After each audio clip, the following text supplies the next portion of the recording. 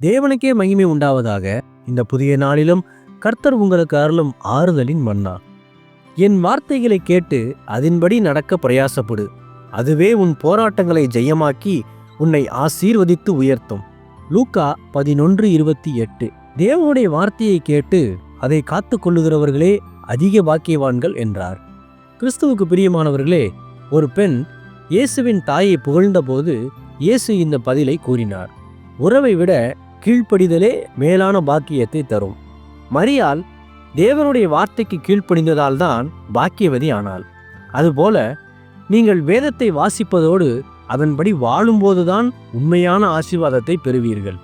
இதுவே உங்கள் வெற்றிக்கான ஒரே வழியும் உங்கள் வாழ்வின் அனைத்து வித போராட்டங்களுக்கு தீர்வுமாகும்.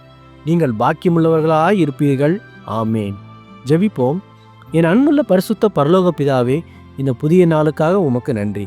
வார்த்தையாகிய தேவனே, உம்முடைய வார்த்தையை கேட்கும் காதுகளையும் அதை கை கொள்ளும் இருதயத்தையும் எங்களுக்கு தருகிறதற்காக உமக்கு ஸ்தோத்திரம்.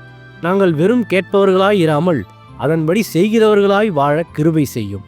நீர் வாக்களித்த மெய்யான பாக்கியத்தை எங்கள் வாழ்வில் சுதந்திரிக்க உதவி செய்யும்.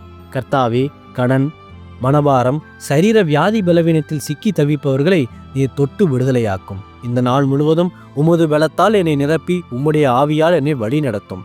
கர்த்தாவே, இந்த நாளிலும் தங்கள் பிறந்த நாள், திருமண நாள் போன்ற நல்ல விசேஷங்களை கொண்டாடும் ஒவ்வொருவரையும் இந்த நாளின் வாக்குத்தத்த வசனத்தின்படியே ஆசீர்வதியும். பிதாவே, இன்று இயேசுவின் வருகை இருக்குமானால் நான் அதில் அவரோடு எடுத்துக்கொள்ளப்படும்படி என்னை தகுதிப்படுத்தும், தயார்படுத்தும். இயேசுவின் நாமத்தில் ஜெபிக்கிற நீங்கள் நல்ல பிதாவே.